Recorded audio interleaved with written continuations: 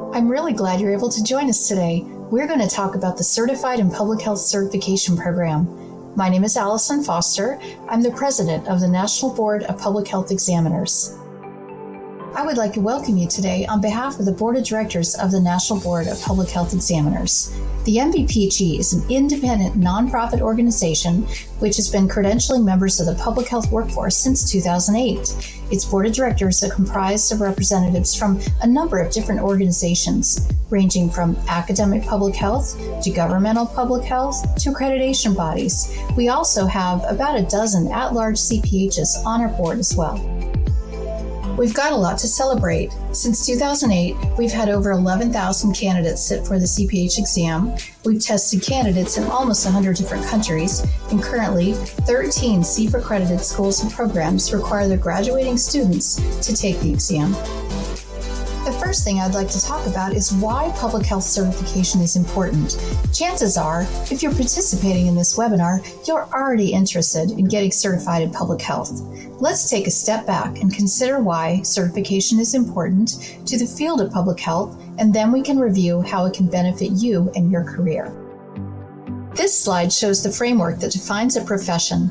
For many years, the public health community has debated whether public health is a goal or a profession. I would like to think that we have decided it is both.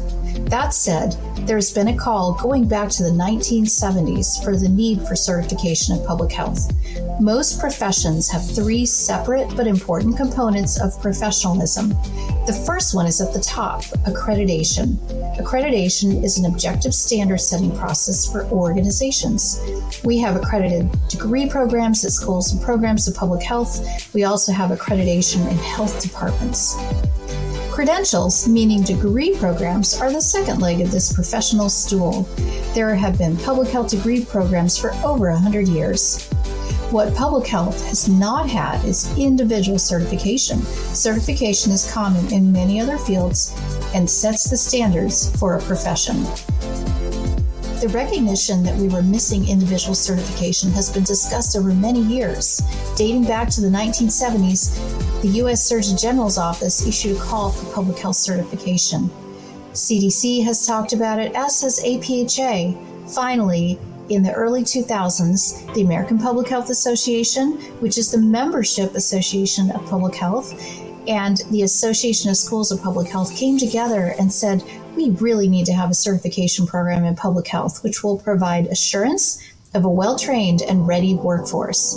The two organizations came together in 2005, created the NBPG, and charged it with certifying the public health workforce.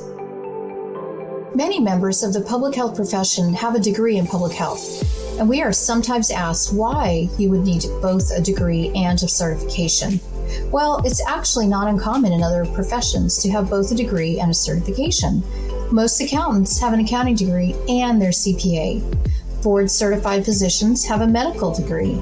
Licensed social workers and registered nurses typically have a degree in their field and certification.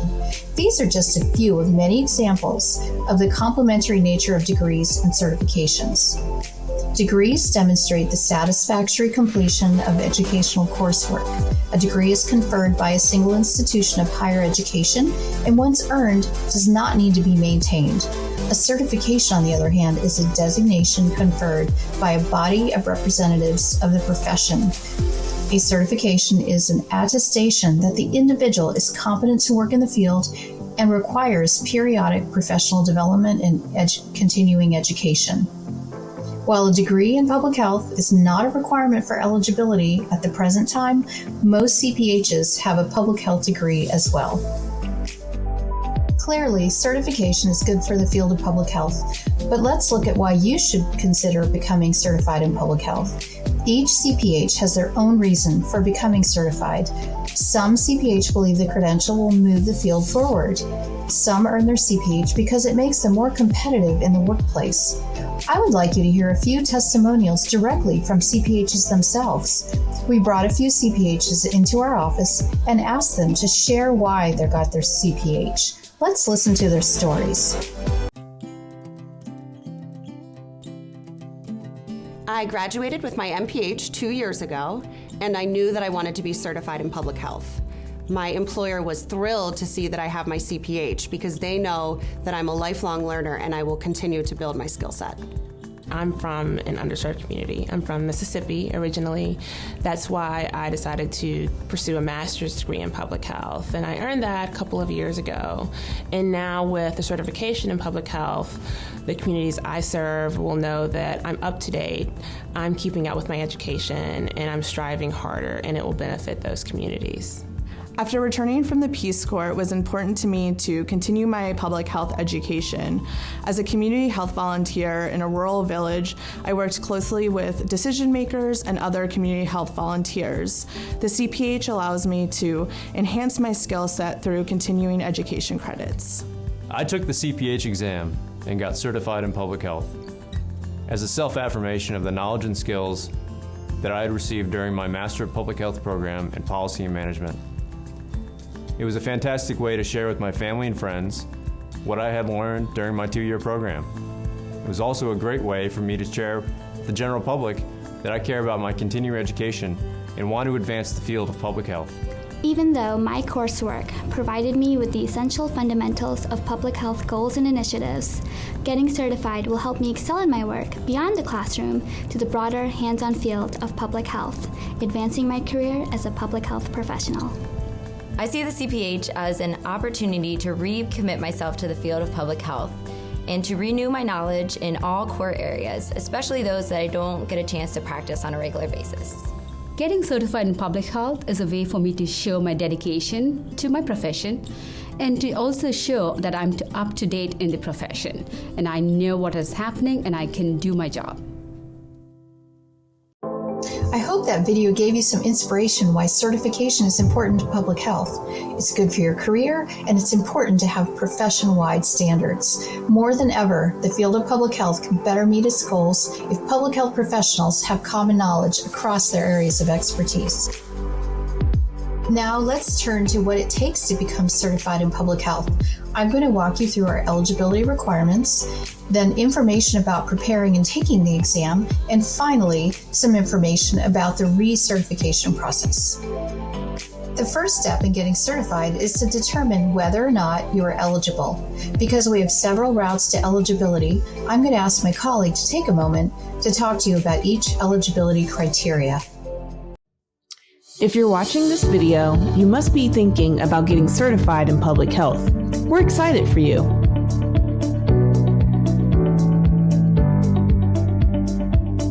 The first step of the CPH certification process is to establish your eligibility to take the CPH exam. Candidates can apply under several pathways. Once eligible, all candidates take the same exam and receive the same credential. There are 3 CPH eligibility categories: alumni, student, and work experience.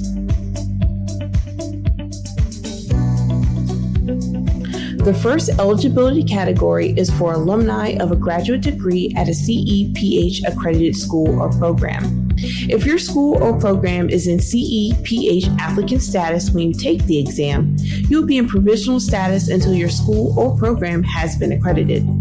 What if you have a master's or doctoral degree in a field related to public health that is not accredited by CEPH? If you have at least 3 years of work experience in public health, you'll be eligible under our work experience criteria. For alumni, as long as your graduation date is after the original CEPH date of accreditation, you should be eligible to sit for the exam. If you are not sure whether or not your school or program was accredited by CEPH when you graduated, check out the CEPH website at www.ceph.org under For Students, Resources for Students, and lists of accredited schools and programs. The first date indicates the original date of accreditation.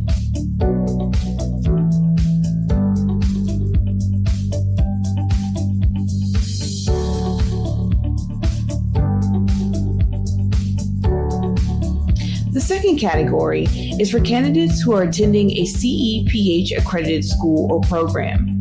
As long as your school or program is accredited by CEPH, you will be eligible to take the CPH exam. Once you have passed the exam, you will be in CPH provisional status until you have graduated. If you are a student attending a school or program that is in applicant status with CEPH, not only must you graduate in order to be in full CPH status, you will remain in provisional status until your school or program is fully accredited. You can check your school or program CEPH status by visiting the CEPH website. A list of schools and programs which are in applicant status can be found under Resources for Students.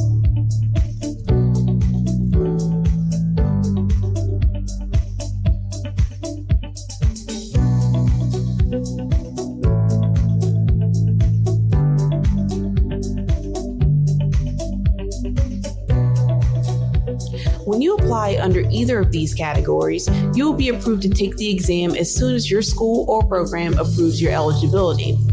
Our system automatically contacts the administrative office of your school or program and lets them know that you are interested in taking the exam. They simply have to log into our website and approve your application. In most cases, responses are received in a week or two. The final eligibility category is our work experience criteria. There are 3 pathways for candidates under this eligibility criteria. If you have a relevant master's degree or higher in a field related to public health and at least 3 years of work experience in public health, you will be eligible to take the CPH exam. If you have a bachelor's degree in any concentration and at least 5 years of work experience in public health, you will be eligible to take the CPH exam. Finally, if you have completed a public health certificate program at a CEPH accredited school or program, but not a full degree, you'll be eligible once you have at least 3 years of work experience. How do you know if your work experience is related to public health? Public health experience can happen in many different settings and through many roles. We suggest you review the 10 essential public health services. If your work relates to at least one of these, chances are you are eligible. Still not sure? We suggest you go ahead and apply. We will fully refund fees for any applications received under this category that are not approved. Applications received under our work experience category are reviewed by a review committee. Application decisions are usually made in 2 weeks or less. As soon as your application has been reviewed, you will receive a notification that you are eligible to take the CPH exam. It is worth noting that the Certified in Public Health credential is for all public health professionals, no matter where they earned their degree or are working. Our criteria are for both degrees and experience earned anywhere in the world, not only the U.S. Candidates who attended a college or university outside the U.S. are encouraged to apply.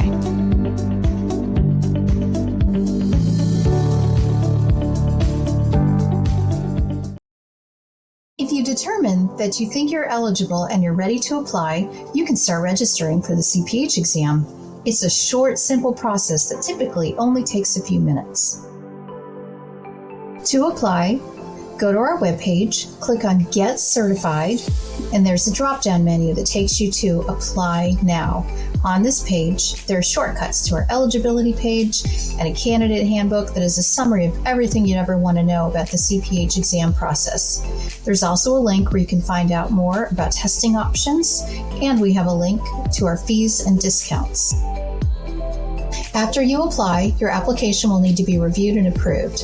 If you're applying as a student or alumni, your school or program will receive an email requesting they verify your eligibility. If you're applying under a work experience criteria, your application will be sent out to a review committee. Either way, our goal is to have applications reviewed within 2 weeks. If you do not receive a response by then, send us an email and we'll follow up. As soon as you're approved, you'll receive scheduling instructions from our testing partner Scantron that will allow you to schedule your exam. Once you get those instructions, you can schedule right away or you can wait as long as you want. We do not have a deadline for scheduling the exam.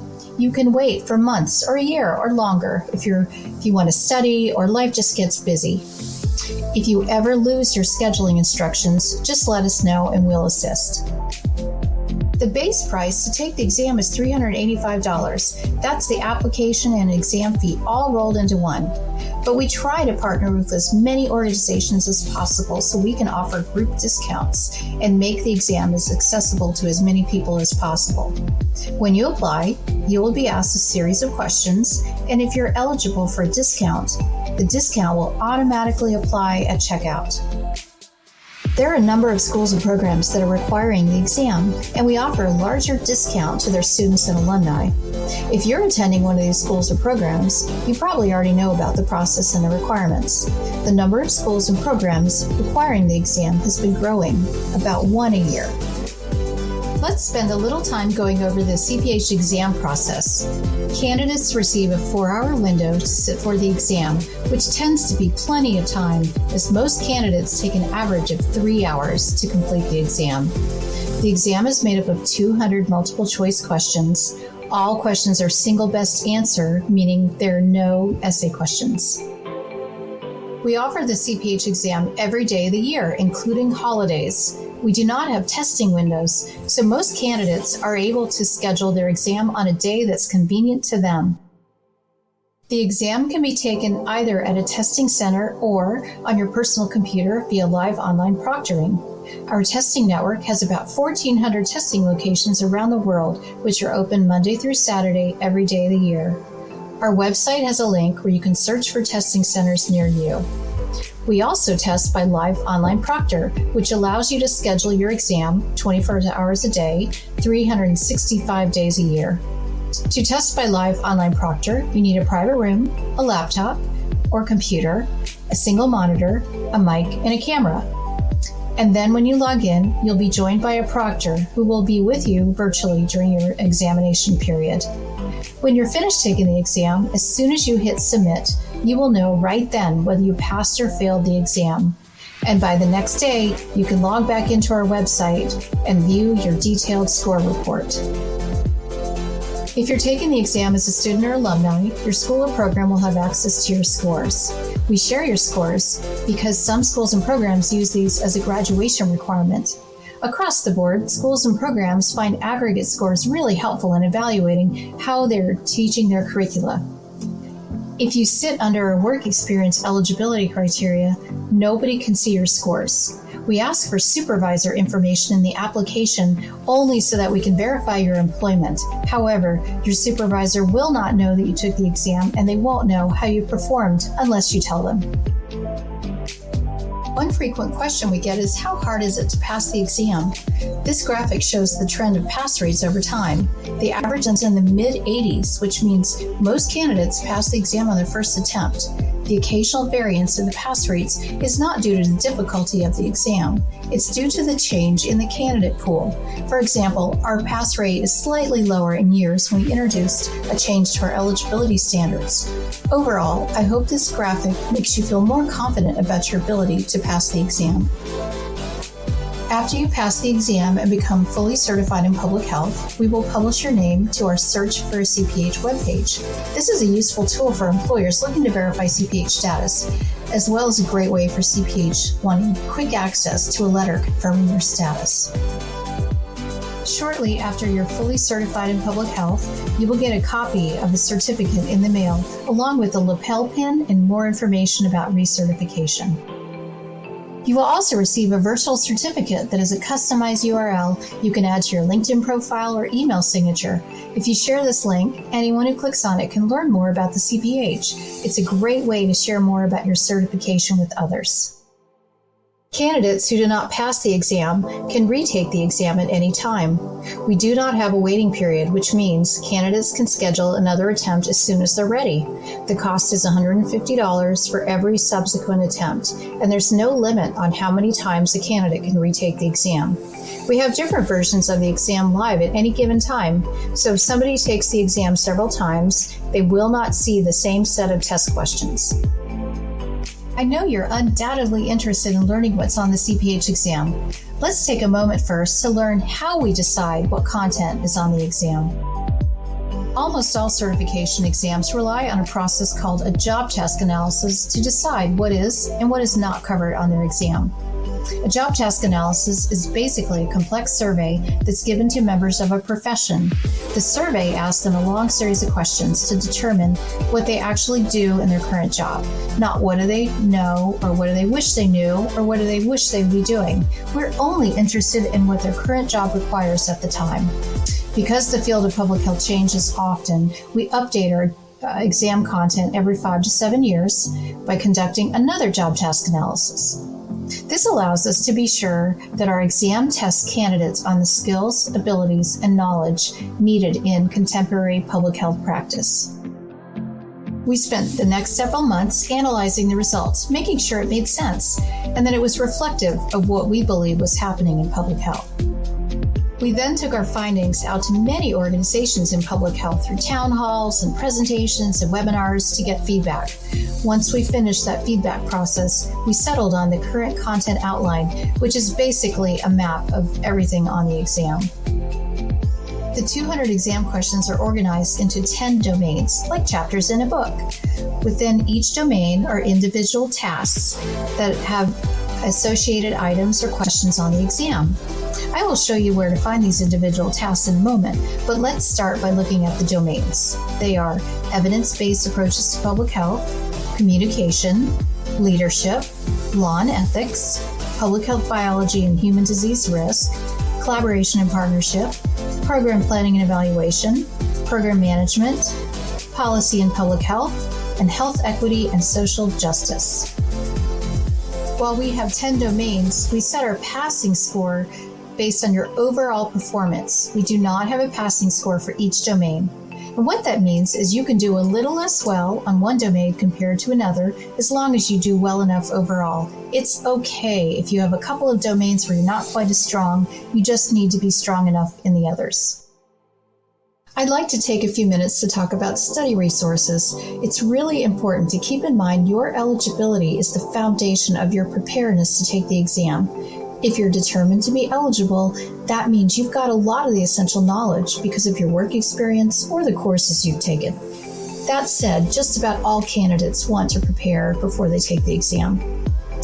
As a certification body, we are not allowed to produce actual study materials. We can only make a few examples available to you.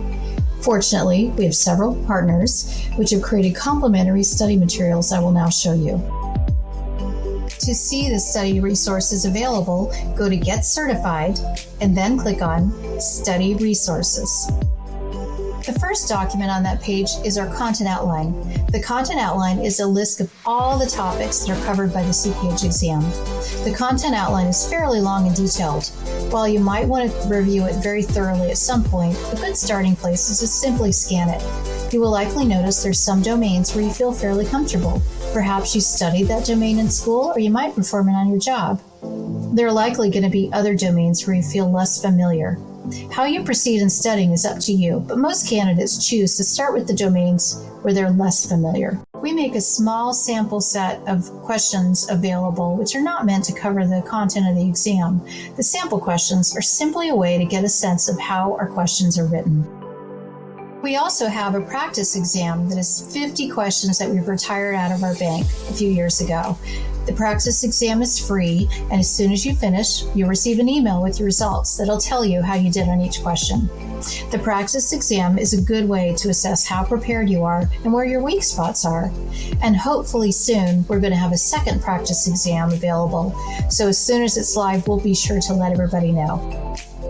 Our partner organizations also make a number of resources available. The Association of Schools and Programs of Public Health produces webinars from time to time, which are all archived on this page. They invite faculty and practitioners to host a webinar in each of the domains, and they go through the basics, what they think you would need to know for that particular section on the exam. You can link through to the archived webinars through that webpage. We get really good feedback on the webinars. They're free on demand, so I suggest you take a look at those. We also partner with different organizations to hold review courses. We've done so with APHA at their annual meeting for many years, for example. We work with APHA in that case to bring in faculty or practitioners to give short seminars in each of the domains over a 2-day period. We've also partnered with the Association of Public Health Nurses, for example, and other organizations. If you're interested in participating in a review course, keep an eye on our study resources page. We will post the dates and the events as they're planned. Once you're fully certified, you'll need to maintain the CPH through a recertification process. The way our process works is you will report 50 recertification credits every 2 years. However, our process is a little different than other certifications for 2 primary reasons. One is that we allow CPH to report many types of activities that many other certifications don't. We purposely built our process so CPH would not have to go to specific events, especially those that cost money. Going to a conference can be useful, but we realize not everybody is in the position to be able to attend. We know that public health professional development happens in many different ways. We give credit for things like volunteering, leadership service, for participating in exam development, or for some professional contributions like writing a journal article or giving a guest lecture, for example. Our flexibility and recertification is really appropriate to the field that we're in. We really try to have an open mind as to how folks can learn and grow. Our main goal is CPH to be learning something new and evolving as a professional. That is our ultimate goal of the recertification process. The other area where we manage our recertification process a little differently is that we do not have pre-approved providers. Some certifications require you to go through certain providers to earn at least some of your credits. We don't have that requirement because there are just too many providers and too many avenues for recertification opportunities. As long as your recertification activities meet our basic guidelines and the topic is related to public health, then it will count. And what this means is that you have a lot more options and you don't need to worry about going through us to find a provider. You can find them on your own. When in doubt, you could reach out to ask. We have a real-time portal where you log in your activities and keep track of where you are in the recertification process.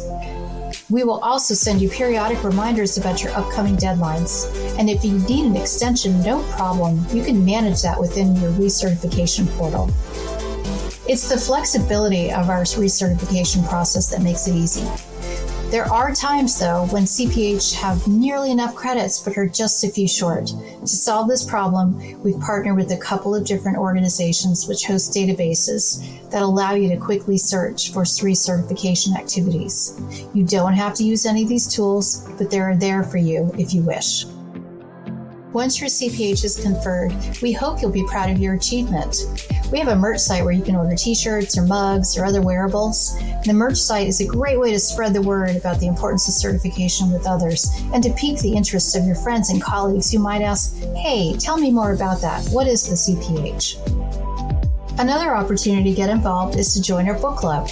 We have over 1,000 members who read between 6 and 8 books a year on a wide variety of public health topics. The book club members select the books and lead the discussions. Frequently, we invite the author of the book to come meet with us for a webinar or a call. Once you're fully certified, we will invite you to participate in the book club, and I hope you'll join. Building a community is important to the certification process. Once you're fully certified, you'll be invited to join our LinkedIn group so you can interact with others that have a CPH. We hope this presentation was useful and it's answered many of your questions. If you have any others, please send them our way at info@nbphe.org.